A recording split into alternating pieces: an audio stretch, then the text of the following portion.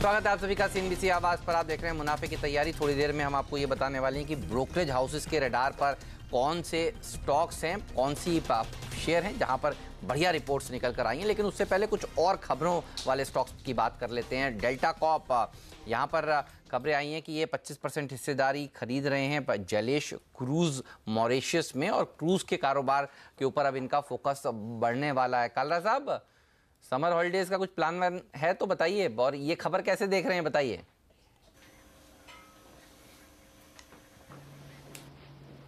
Summer holidays तो election overtake कर गया, तो इस साल तो मेरे ख्याल से अभी तक तो कुछ नहीं है।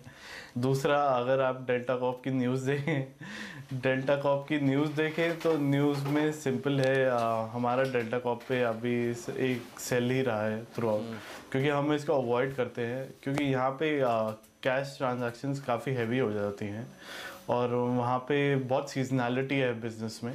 और अब जबकि ऑनलाइन अगर आप पोकर देखें, काफ़ी ऑनलाइन आउटलेट्स देखें, तो वहाँ पे कंपटीशन काफ़ी हाई है। तो मेरे को लगता है वहाँ पे कहीं ना कहीं ये जो हैवी केपेक्स मॉडल है जो इनका है ऑनलाइन, लेकिन वो अभी भी अगर आप मार्जिन वाइज देखें तो काफ़ी छोटा है या नेगेटिव है। और यहाँ पे अगर आप हैवी केपेक्स मॉडल देखें तो मेरे ख्याल से वो अगले 3 से 6 साल में कहीं ना कहीं एक एग्जिस्टेंस में बहुत कम आ जाएगा, नहीं तो वहाँ पे आपका फुटफॉल काफ़ी कम आ जाएगा। तो मेरे ख्याल से एक नेगेटिव आउटलुक है हमारे लिए।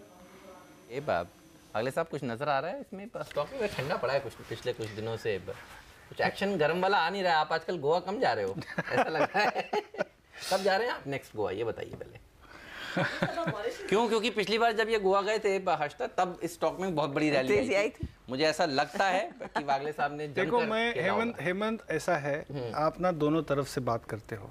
आप बोलते हो मैं ओवरवेट हूँ, तो मैं वेट कम करने के चक्कर में मैंने वेट नहीं कहा, मैंने कहा heavy weight expert, overweight expert. हाँ, मैं तो हेवी वेट एक्सपर्ट देख के ऐसे देखोगे तो मेरी कोशिश ये है कि थोड़ा वजन कम करे। रही बात डेल्टा कॉर्प की, एक अच्छी चीज ये है कि 200 मूविंग एवरेज के ऊपर ये सस्टेन कर रहा है। ओह, वेरी गुड। अच्छा, एक जो इतनी पॉजिटिव चीज नहीं है, ये पिछले 3-4-6 महीनों में 270 पे जाके अटक गया और वापस 210 पे आया है। तो मैं बहुत ज़्यादा एक्साइटेड नहीं हूँ। 270-275 के ऊपर अगर सस्टेन होता है ऑन वीकली बेसिस तो मैं 320-330 तक की बात करूँगा। फिलहाल मेरे लिए 240-270 की रेंज है। चार्ट्स में मुझे ऐसा कुछ नहीं दिखता है जो बहुत ज़्यादा पॉजिटिव हो, लेकिन ऑब्वियसली निगेटिव भी कुछ नहीं है। ठीक बात है, तो 270 का इंतजार कर लीजिए, और इस इवेंट को भी ट्रैक करेंगे हम आपके लिए कि वागले साहब अगली बार गोवा कब जा रहे हैं। मैं आपको बता दूंगा, आप देखिएगा 270 तभी क्रॉस करेगा। हर्षदा हमारे साथ बिल्कुल तैयार हैं, बताएंगे आपको कि ब्रोकरेज हाउसेस के रडार पर कौन से स्टॉक्स हैं। हर्षदा बताइए।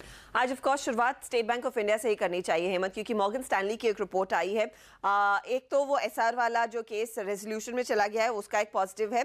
साथ ही साथ जो कंपनी ने अपना इंटरेस्ट रेट सेविंग्स डिपॉजिट्स और शॉर्ट टर्म लोन्स का रेपो से सीधा लिंक किया है, उससे मार्जिन में बढ़ोतरी देखने को मिलेगी। और मॉर्गन स्टैनली कह रहा है कि ओवरवेट की रेटिंग रहनी चाहिए। टारगेट ये दे रहे हैं 375 का इस स्टॉक पर।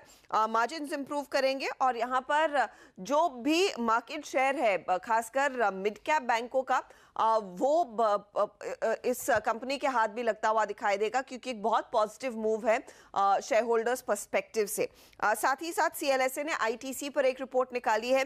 यहाँ पर इन्होंने खरीदारी की सलाह दी है। टारगेट जो दिया है करीब 400 रुपए प्रति शेयर का दिया है। एक तो इलेक्शन सीजन में हम उतर रहे हैं, दूसरी तरफ जो सिगरेट के दाम इन्होंने बढ़ाए हैं वो भी एक पॉजिटिव है, तो ये स्टॉक चलेगा। और यहाँ पर 400 का टारगेट अब सीएलएसए की ओर से आ रहा है। विप्रो पर एक अंडर परफॉर्मर की रेटिंग क्रेडिट स्विस ने दी है।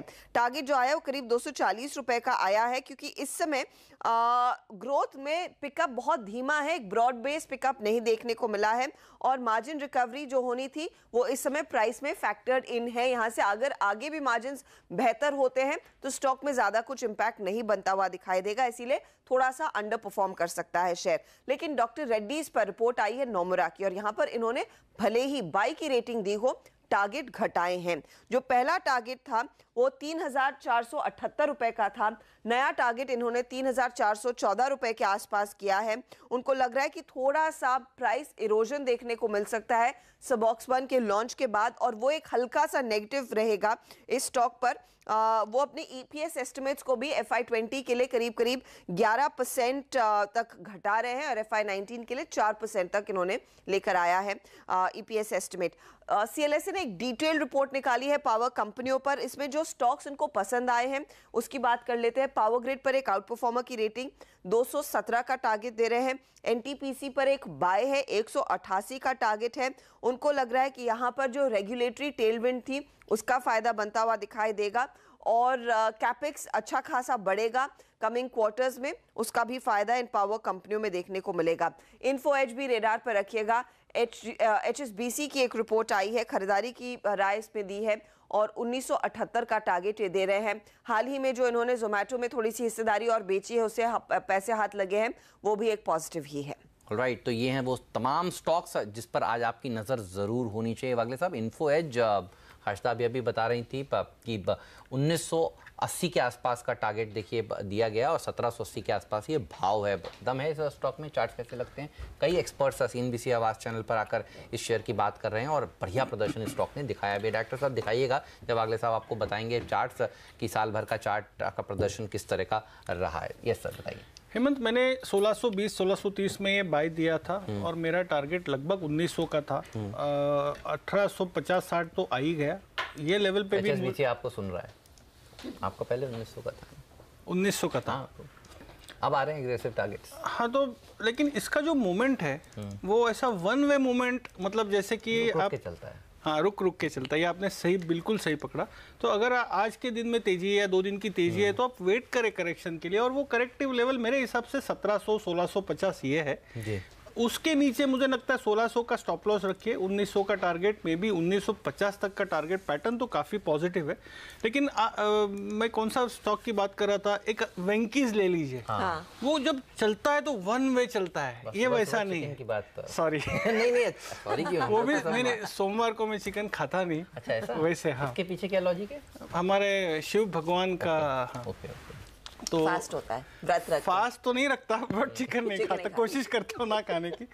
हाँ, बट आप, I hope you understood what I am trying to convey. अगर ये वेंकीज होता तो मैं बोलता अभी के अभी ले लीजिए, ये वन वे 1900 1950 जाएगा। वैसा वाला ये स्टॉक है नहीं, आपको अपॉर्चुनिटी मिलेगी। वेंकीज की बात हुई है, तो वेंकीज के बारे में कुछ है इसमें क्या? आप चिकन नहीं खाते, नहीं, मैंने सिर्फ करेंगे क्या? या आपने खाली उदाहरण देने के लिए किया था? उदाहरण देने के लिए क्या, वेंकीज 200 डे मूविंग एवरेज के नीचे है, डेली मूविंग एवरेज के, और वो लेवल 2400 है। क्योंकि मैं कुछ दिनों पहले वेंकीज देख रहा था, सोचा यार इसको 2020 में जगह दी जाए क्या, लेकिन फिर खबर मैंने ये पढ़ी कि अब क्या है कि गर्मियाँ शुरू हो रही हैं, तो चिकन के दाम जो है वो थोड़े नीचे आएंगे, और अंडे के प्राइसेस भी गिरे। और वो चार्ट में दिख भी रहा है, दिख रहा है ना। हाँ, तो भाई सही है। वो कहते हैं ना, जब सर्दियाँ शुरू होने वाली हों तब इसको खरीदिए, और सर्दियों में इसको आप एंजॉय करिए, चिकन के साथ साथ शेयर को भी। लेकिन इस पर एक फंडामेंटल चेक ले लेते हैं इन्फो एज पर हेमंत, क्योंकि धीरे धीरे कंपनी जहां पर अच्छा पैसा बना है वहां से पैसा वापस लेती दिखाई दे रही है। और Sameer Kalra, I am sure इस स्टोरी को काफी क्लोजली स्टडी भी कर रहे होंगे। समीर, इन्फो एज 1978 का टारगेट HSBC ने दिया हुआ है, आप भी तेजी की तरफ ही पोजीशन लेना चाहेंगे? ये शायद एक पोर्टफोलियो स्टॉक रह सकता है कि आप लें और अच्छा पैसा कमा ले। ट्रेड के लिहाज से उतने मौके नहीं मिलते हैं, जैसे वागले साहब ने भी कहा। तो ये एक पोर्टफोलियो और इंस्टीट्यूशनल पोर्टफोलियो काफ़ी ज़्यादा इन्वेस्टेड हैं इसमें। और अगर आप कंपनी देखें तो कंपनी में 3 ट्रिगर हैं हमारे हिसाब से। एक तो उनका Naukri.com का जो बिज़नेस है वो काफ़ी कैश फ्लो जनरेटिंग बिज़नेस है, और वो कैश फ्लो ये इन्होंने 99 एकर्स में डिप्लॉय करा हुआ है, जो मार्केट शेयर वाइज काफ़ी हाई पे है, लेकिन कैश फ्लो जनरेशन उसका एक लो पे है, क्योंकि वो एक साइक्लिकल सेक्टर में है और कहीं ना कहीं उसमें कंपटीशन भी है। तो वहाँ पे इन्वेस्टमेंट उनका कैश बर्न करता है, लेकिन नौकरी से काफ़ी हाई मार्जिन्स और काफ़ी हाई बिजनेस आता है। और अब उसका जॉब इंडेक्स में काफ़ी बड़ा रिवर्सल देखने को मिल रहा है, 10 से 15% वाई ग्रोथ भी दिख रही है उसमें। जहाँ तक उनकी जोमेटो की इन्वेस्टमेंट है, अब वो कहीं ना कहीं $2 बिलियन की इन्वेस्टमेंट हो गई है वैल्यूएशन वाइज। और वहाँ पे अगर आप इसका 15% भी लेके चलें तो कहीं ना कहीं वो एक 1200-1300 करोड़ उसकी ही वैल्यूएशन आ जाती है, अगर आप होल्डिंग डिस्काउंट वगैरह उसको इम्प्लाई करें। और एंड फाइनेंशियल ने इस बार ही इन्वेस्टमेंट्स चेक लिया है, तो वो काफ़ी बड़ा पॉजिटिव है जोमेटो की तरफ से। और इन्होंने जो अपना दुबई मिडल ईस्ट का बिजनेस था वो बेचा, तो वहाँ पे डीलिवरेजिंग भी कहीं ना कहीं चल रही है। और मेरे ख्याल से ये नौकरी और जोमेटो और 99 एकर्स इसको कहीं ना कहीं 2100-2200 के हिसाब से ले जा सकती है अगले 12 से 18 महीने मेरे हिसाब से।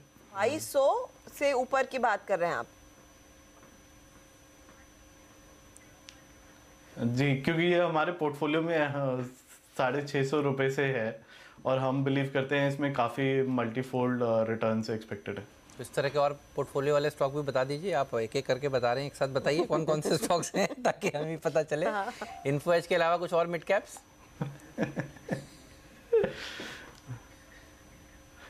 मिड कैप में आप अगर पेट्रोनेट एलएनजी देखें तो वहाँ पे मेरे को लगता है अगले 12 से 18 महीने में काफ़ी बड़ा एक बूस्ट आएगा। तो वहाँ पे कैश पोजीशन 4000 करोड़ की है। और उनके एक कोची टर्मिनल है जिसका इशू सिर्फ ये है कि पाइपलाइन की प्रेजेंस नहीं है। वो गेल पाइपलाइन डाल रहा है और वो मेरे ख्याल से इस ईयर एंड में कंप्लीट हो जाना चाहिए। इनकी कैपेसिटी 25% दहेज पे बढ़ रही है मई टू जून में, वो बूस्ट अप करेगा इनका इनपुट। और आगे जाके अगर आप फ्यूचर देखें तो मेरे ख्याल से इलेक्ट्रिक व्हीकल पे ज़्यादा जोर डल रहा है, लेकिन सीएनजी मेरे ख्याल से सबसे बड़ा ऑल्टरनेटिव है इंडिया के लिए, और गैस इंपोर्ट इंडस्ट्रियल यूज़ के लिए सबसे बड़ा ऑल्टरनेटिव है। तो वहाँ पे इंपोर्ट ही मेन सोर्स रहेगा और मेरे ख्याल से पेट्रोनेट एलएनजी वहाँ पे सबसे ज़्यादा बेनिफिशियरी होगा अदर देन गेल या अदानी। तो पेट्रोनेट एलएनजी बढ़िया स्टॉक है, पोर्टफोलियो वाला शेयर है, इसको आपको ज़रूर होल्ड करना चाहिए। याद करिए हम लोग आपसे लगातार कहते थे ये एलएनजी है, ये बड़ा फ्यूल निकल कर आएगा आगे, और फ्यूल के ऊपर ही देखिए आपको फोकस करना चाहिए। इथेनॉल की स्टोरी तो आपको याद है, एलएनजी की स्टोरी भी दरअसल बहुत ही गजब की है और उसके लिए पेट्रोनेट एलएनजी बहुत ही शानदार स्टॉक है। एक स्टॉक जो एक्सीडेंट नज़र आ रहा है वागले साहब, आप देखकर बताइएगा, सीजी पावर। एक तो सीएफओ ने रिज़ाइन कर दिया, दूसरा गिरवी रखे हुए शेयर भी काफ़ी बिके हैं 11% के आसपास के। क्या दिखता है आपको सीजी पावर में? ये एक डायरेक्टर साहब एक बार दिखाइए ना, 6 महीने का, साल भर का चार्ट कैसा रहा है। बीच में कॉर्पोरेट गवर्नेंस के इश्यूज भी खड़े हुए थे यहाँ पर, और उसके बाद से ये लगातार गिर ही रहा है। आगे जाकर कहाँ पहुँचने वाला है? हेमंत, पिछले मई में 2018 में जब से ये स्टॉक ने 70-72 के जो सपोर्ट लेवल्स ब्रेक किए हैं, मेरे लिए ये स्टॉक नेगेटिव हो चुका है। मैं पहले बात भी कर चुका हूँ, मैंने आई थिंक 40-45 की बात की थी, वो तो उससे तो कहीं नीचे, ये 20 रुपये नीचे जाके आया है। वो थोड़ा सा ओवर स्ट्रेस्ड होगा, तो मैं ऑन द डाउन साइड 20 रुपये की बात करूँगा। बट ये स्टॉक को लेना नहीं चाहिए। अगर कोई मोमेंटम आता भी है, ऊपर में निकलने की कोशिश कीजिए। शॉर्ट है लेकिन थोड़ा सा बाउंस पे 42-45 ये रेंज में कंफर्टेबल रहूंगा, क्योंकि ये काफी गिरा है। लेना तो सवाल ही नहीं है, बेचना यहाँ बेचना कि थोड़े बाउंस पे बेचना, ये एक इसका कैंडल वाला चार्ट दिखाइए, 52 वीक हाई लो सब दिखाइए और इस चार्ट को समझिए। लोग आप एक सेकंड स्टे करिएगा इस पर। ये देखिए 50 डीएमए के भी नीचे ये बागले साहब देखिए चल रहा है, 200 तो चल ही रहा है। ये जो नीली वाली लकीर है जो सुंदर सी आपको नजर आ रही है, देखिए उसके नीचे भी। बागले साहब इसका मतलब है कि टेक्निकल्स बिगड़ चुके हैं, राइट? टेक्निकल्स बिगड़ चुके हैं, लेकिन टेक्निकल्स बहुत पहले बिगड़ चुके हैं। ओके। हाँ, मतलब हमने जब 70-60 के बीच में बात की थी और अभी 20 रुपए जाके ये 30 रुपए 32 रुपए जो भी है उसके आसपास है, तो मेरे लिए कोई सिग्नल नहीं है। सही है। हाँ, लेकिन आप ट्रेड नहीं लेंगे? मैं ट्रेड नहीं लूंगा, बेचने में भी मैं इसीलिए कंफर्टेबल नहीं रहूंगा कि ओवरसोल्ड है, गैप डाउन ही खुलने वाला है। ठीक है, तो क्या ऑप्शंस के जरिए एक पोजीशन खड़ी की जा सकती है? राजेश पालविया से पूछ रहे थे, क्योंकि राजेश ये भी एक ऑल टाइम सेल वाला स्टॉक रहा है। ये बताइए, क्या आप ऑप्शन में कोई ट्रेड मंदी की तरफ लेंगे, पुट लेंगे या फिर कॉल बेचना चाहेंगे सीजी पावर का? देखिए सेटअप तो नेगेटिव ही है, जिस तरीके का इसका डेटा बन के आ रहा है उसमें 40 एक इसका टफ हर्डल है, 40 के लेवल पे स्ट्रॉन्ग कॉल राइटिंग देखने को मिली, तो मुझे लगता है 40 का लेवल तो क्रॉस करना इसके लिए टफ हर्डल है। सो मुझे लगता है अभी यहाँ से इसमें प्लेन वेनिला ट्रेड ही इनिशिएट करना चाहिए, हमें 37 का पुट ऑप्शन बाय कर लेना चाहिए, ₹2.80 में ट्रेड कर रहा है और ₹1.50 स्टॉप लॉस रखे, छोटा ही स्टॉप लॉस रखे, ₹1.50 स्टॉप लॉस रखे। मुझे लगता है जिस तरीके का इसका सेटअप है ये स्टॉक यहाँ से 35 की तरफ स्लाइड होना चाहिए। सो ये जो हम पुट ऑप्शन लेंगे 37 का, ये ऑलमोस्ट हमारा 5 से 6 रुपए में एग्जिट मिल सकता है, तो इसमें डबल होने के चांसेस है। तो ₹2.80 में लीजिए, ₹1.50 स्टॉप लॉस रखिए और ₹5 से ₹6 टारगेट रखिए इसका। राइट, तो सीजी पावर इस स्टॉक पर एक बार खुलने के बाद हम फिर से बात करेंगे, प्री ओपनिंग ट्रेड्स जब सेटल हो जाएंगे। लेट्स सी ये कितना गैप डाउन आज शुरुआत करता है।